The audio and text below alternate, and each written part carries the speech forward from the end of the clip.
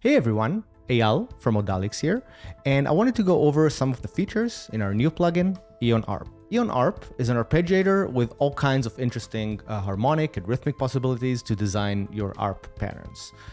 First thing you can do when you just load it up is play a chord. I'm just gonna use my MIDI controller and play something.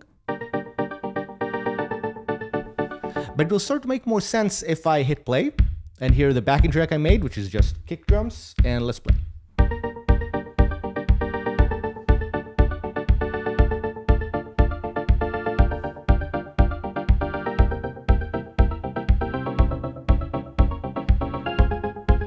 Let's switch to different patterns.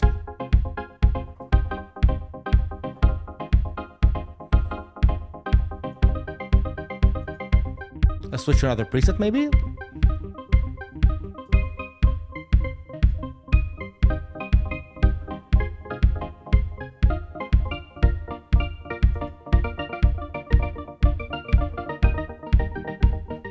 So you can notice already that EON-Arp allows for all kinds of different rhythmic and polyrhythmic options, and we're going to go over all of that in a bit. So the first thing you want to do, and let's go back to this welcome preset, you need to pick a synth preset.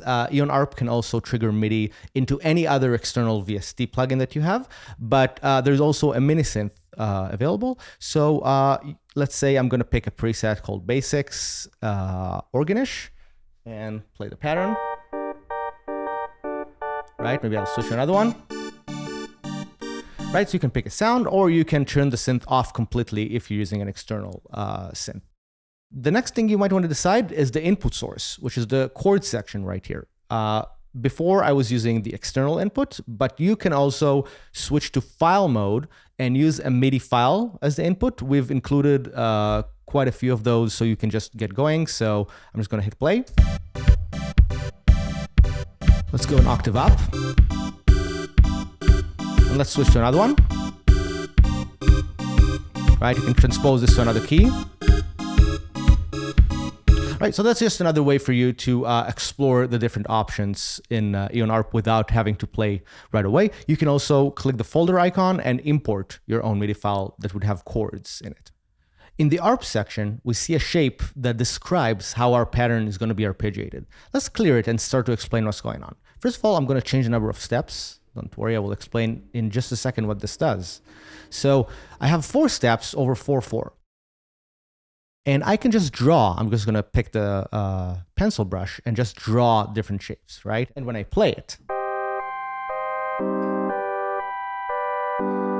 it's going to play whatever I did. And the way the notes translate is the 0 here is the root of the chord. So I'm just going to draw, 2 notes here. And if I'm going to play a C minor chord, it's just going to give me a C. And you can see that it already put on the screen that the rest of the notes here are going to get an E flat, right? And below, I'm going to get a G that's below that. So that's going to create inversions.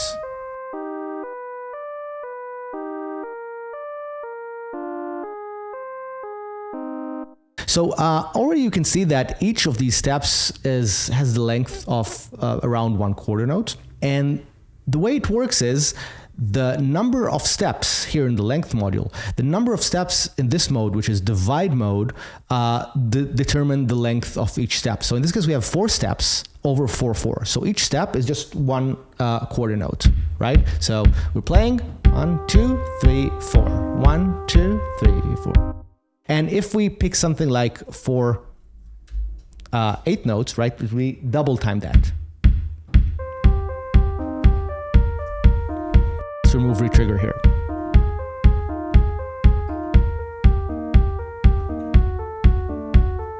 It would also be faster than that if we do 4/16 notes, right? Let's go to 4/32 notes.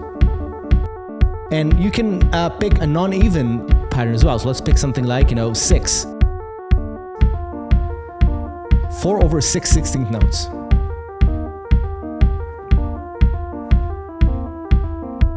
So you can use these different numbers here to select all kinds of different polyrhythms from the steps to the pattern.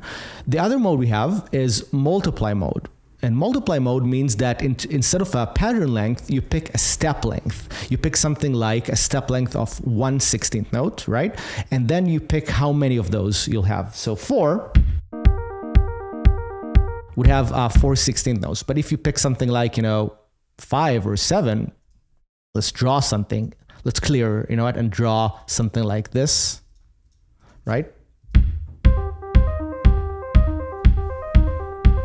Let's move this note over here.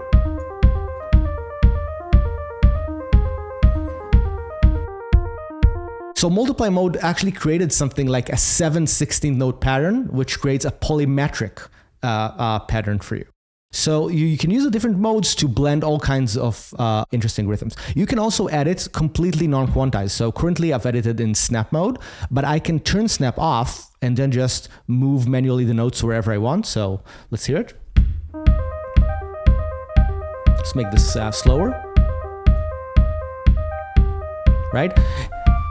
Another shortcut to turn snap off is if I'll have snap on, I can use the command key or control on Windows and just move things here. And without it, I will move in a quantized way. So I can also just multi-select these notes, hit the command or control key, move things around to wherever I want in a non-quantized way. I can also do the same with the length, right? Change the ends of the notes or change the starts of the notes.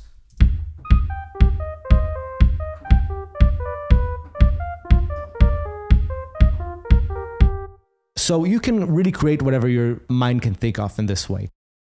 Something else you want to do is you want to select everything, and you can also hit the Alt or Option key and use that to duplicate a little bit that you've created. So you can create, this shape here and here.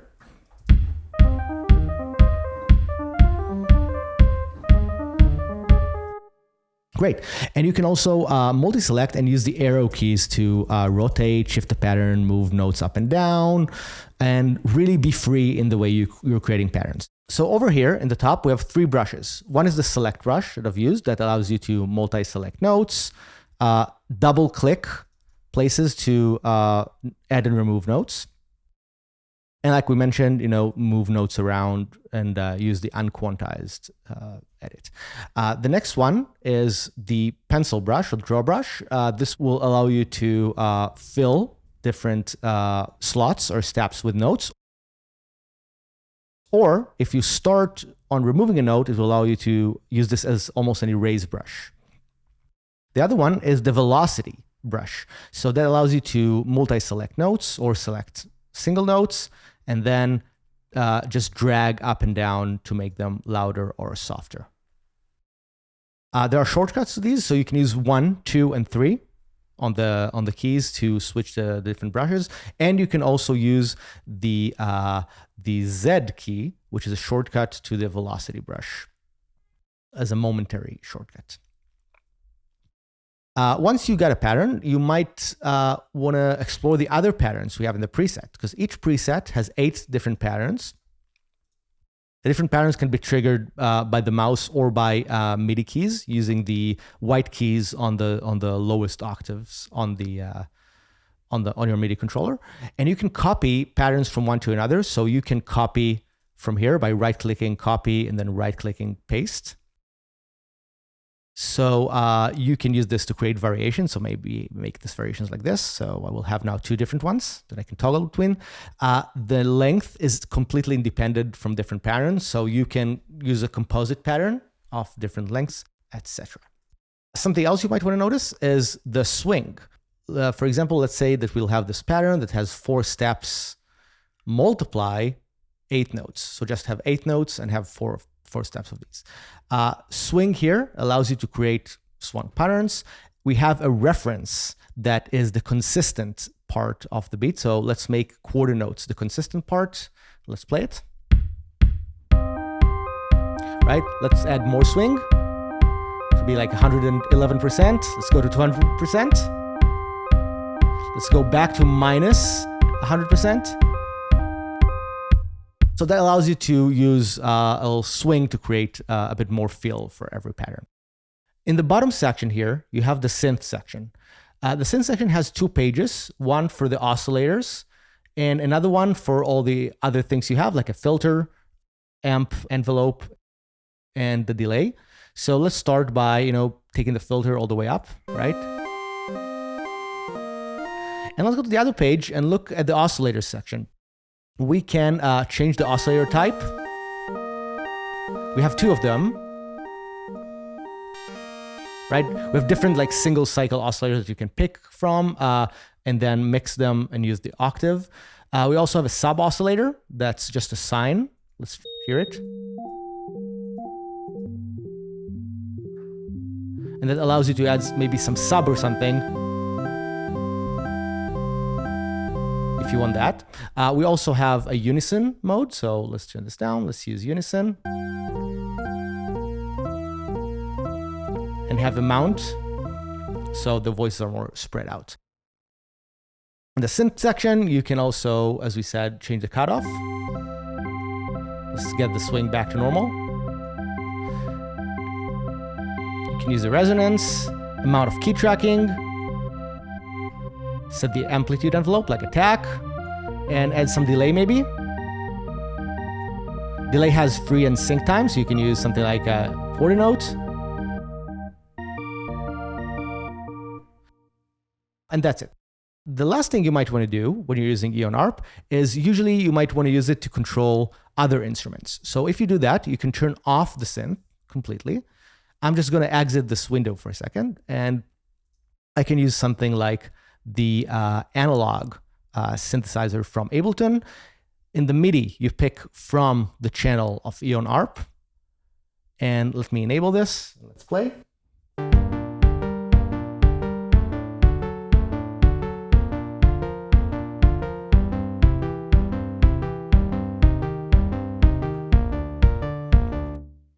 And that's how you can get any sound you can think of by using EON's patterns with the sounds you already have. So hopefully that was useful. We're gonna offer a lot more tutorials about this in the next few days and weeks. And enjoy using EON-Arp.